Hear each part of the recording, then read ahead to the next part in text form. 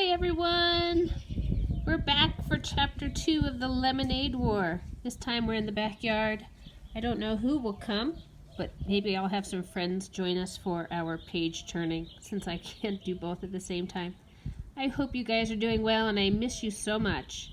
So, chapter 2 is titled Breakup. Breakup. Noun. Dissolution of a unit, an organization, or a group of organizations. The Justice Department sometimes forces the breakup of a large corporation into several smaller companies. Jessie didn't get it. She just didn't get it. What was Evan's problem? He had been acting like a weirdo for 2 days now, and it was 2 days ago that the letter had arrived. But why would he be so upset about that letter? This is a puzzle, Jessie told herself, and I'm good at puzzles. But it was a puzzle about feelings, and Jessie knew that feelings were her weakest subject. All right, let's see who's here. Oh, we have a few friends. Jessie sat in the cool darkness of the basement and thought back to Monday, the day the letter had come. Everything had been normal. She and Evan were putting together a lemonade stand, and in the driveway when the mailman walked up and handed Jessie a bundle of letters. Evan never bothered to look at the mail, but Jessie was always entering contests and expecting to win, so she flipped through the letters right away. Boring, boring, boring, said Jessie as each letter flashed by. Hey, something from school, addressed to Mom. She held up a plain white envelope. What do you think it is? Dunno, said Evan. He was in the garage, uncovering the small wooden table they usually use for a stand. It was buried under 2 snow tubes, 2 boogie boards, and the garden hose. Jessie watched while Evan gave a mighty pull and lifted the table up over his head. Wow, he's gotten so big, thought Jessie, remembering what Mom had said about Evan's growth spurt. Sometimes Jessie felt like Evan was growing twice as fast as she was. Growing up, growing away. It looks important, said Jessie. It looks like bad news is what she thought in her head. Was there a problem? A complaint? A mix-up? All the nervousness she'd been feeling about skipping to 4th grade suddenly burbled up inside her. This table's really dirty, said Evan. Do you think we can just cover it with a lot of cups in the pitcher and no one will notice? Jessie looked. The table was streaked with black. No. Evan groaned. Ugh. I'll clean it, said Jessie. Evan had only agreed to have a lemonade stand because it was one of her favorite things to do. The least she could do for him was clean the gunk off the table. Maybe, she said, holding up the envelope again, they're postponing school. Maybe the first day isn't going to be next Tuesday. You think? That got Evan's attention. Let's ask Mom to open it, he said.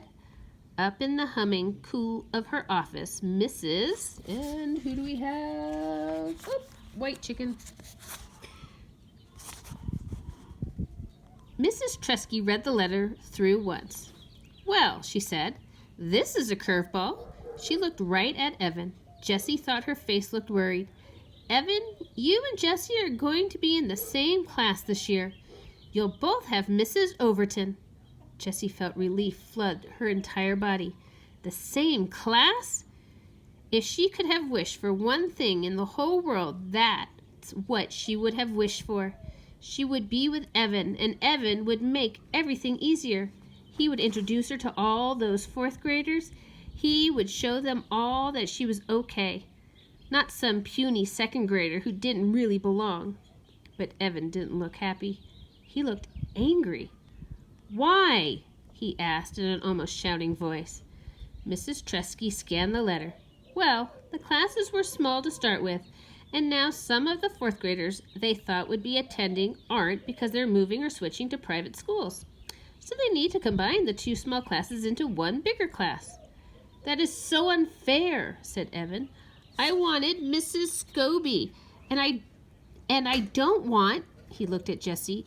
That is so unfair. Jessie was surprised. This was great news. Why didn't Evan see that? They always had fun together at home. Now they could have fun in school, too. It'll be fun, she said to Evan. It will not be fun, said Evan. School isn't fun. And then he stomped downstairs, locked himself in his room for the rest of the afternoon. They never finished the lemonade stand. And here it was 2 days later, and Evan was still all locked up, even though he wasn't in his room. He wouldn't talk to her, and he wouldn't play with her. So Jessie went up to her room and did what she always did when she was upset or angry or sad or confused. She started reading Charlotte's Web. She had read the book about 100 times. She was at the good part, the happy part. Wilbur had just been named some pig, and he was getting all kinds of attention from the Zuckermans and the whole town. But Jessie couldn't settle into something to look at. Jessie couldn't settle into the happy feeling, the one that usually came when Charlotte said, "I dare say my trick will work and Wilbur's life can be saved." Instead, she kept noticing an unhappy feeling, tap, tap, tapping on her shoulder. And it wasn't the unhappy feeling that came from knowing that Charlotte was going to die on page 171. It was Evan. She couldn't stop thinking about what he had said. Jessie could only remember one other time that Evan had said, "I hate you," to her. Grandma had been over and Evan needed help with his math homework. He had that frustrated, screwed-up mouth look that he sometimes got with math or spelling or writing reports. Mom called it his "he's gonna blow" look. But Grandma couldn't help him because it was all Greek to her, so Jessie had shown him how to do each problem. Well, she'd sort of jumped in and done the problem for him. That was helping, wasn't it? Grandma had called her a girl genius, but Evan had ripped his paper in half and run upstairs shouting, "I hate you," just before slamming his door. That was the last year. Jessie rested the book on her stomach and stared at the ceiling. People were confusing. She'd rather do 100 math problems than try to figure out someone else's mixed up feelings any day of the week. That's why she and Evan got along so well. He'd just tell her, straight out, "I'm mad at you because you ate the last Rice Krispies treat." And then she could say, "Sorry, hey, I've got some Starbursts in my room. Do you want them?" And that would be that. Evan was a straight shooter, not like the girls at school, the ones who had started that club. She rolled over onto her side to get away from those thoughts. Across the room, against the opposite wall, she noticed the 3 pieces of foam core her mom had bought for Jessie's Labor Day project. Every year, who do we have? Every year, the Rotary Club sponsored a competition for kids to see who could come up with the best display related to the holiday. This was the first year Jessie was old enough to participate, and she begged her mom to buy foam core and gel pens and fluorescent paper and special stickers for her display. She was determined to win the prize money, $100, but she hadn't been able to come up with a single idea that seemed good enough. So here it was, just 5 days before the competition, and the foam core was still completely blank. Jessie reached for her book. She didn't want to think about the girls at school, and she didn't want to think about the competition. She started reading again. Wilbur and Charlotte were at the fair, and Charlotte was beginning to show her age. Jessie read the words that Wilbur said to his best friend. "I'm awfully sorry to hear that you're feeling poorly, Charlotte. Perhaps if you spin a web and catch a couple of flies, you'll feel better." Well, the second part didn't apply at all, but Jessie imagined herself saying the first line, "I'm awfully sorry to hear that you're feeling poorly, Evan." It sounded about right. At least it would show him that she cared, and Jessie knew that this was important when someone was feeling upset. She decided to go downstairs and give it a try. She would do just about anything to get Evan back to the way he was before the letter. Jessie looked in the kitchen and in the backyard. No Evan. He was halfway down the steps to the basement when she heard a noise coming from the garage. She opened the door and felt the full heat of the day on her skin. It was like some giant had blown his hot, stinky breath on her. In the garage, she found Evan and Scott Spencer. Weird, she thought. Evan doesn't even like Scott Spencer. They had been on-again, off-again friends from kindergarten, but ever since Scott had purposely put Evan's bike helmet under the wheel of the Treskys minivan so that Mrs. Tresky ran over it when she backed out, the friendship had definitely been off. All right, who do we have? Jessie looked from Evan to Scott and back again. Now she had no idea what to say.